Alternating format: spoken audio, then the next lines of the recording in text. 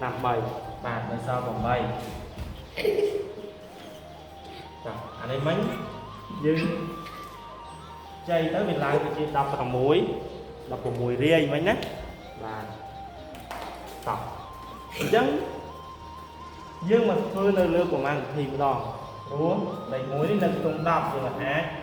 ដកវាបានទេចឹងអានេះតាមវិធី10តាម6ចឹងអា16នៅក្នុងរេនេះគឺយើងអាចធ្វើប្រមាណវិធីបានណា16ដក8សល់8ចូលយើងអាចតាមវិធីដកនេះតាមវិធីផ្សេងៗតាមរយៈការគូសចំនួនបែបនេះតាមរយៈការរាប់ដៃជើងឲ្យដើមដើម្បីឲ្យកុមារគាត់អាចដកបានគ្រប់គ្នាគាត់អាចធ្វើបានណាកុំបង្ខំគាត់ថាគាត់អត់ចេះកុំស្ដីបន្ទោសឲ្យគាត់គឺថាគាត់អាចដកភ្លាមបានគាត់ត្រូវការគូសគាត់ត្រូវការរាប់ដៃរាប់ជើងអញ្ចឹងយើងទុកពេលឲ្យកុមារគាត់បានគិតដើម្បីឲ្យគាត់ប្រើនៅសមត្ថភាពខ្លួនឯងខ្ញុំចង់បង្ហាញប៉ុណ្ណឹងទាក់ទងទៅនឹងការដកលេខ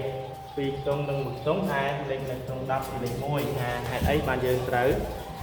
ខ្ចីអរគុណ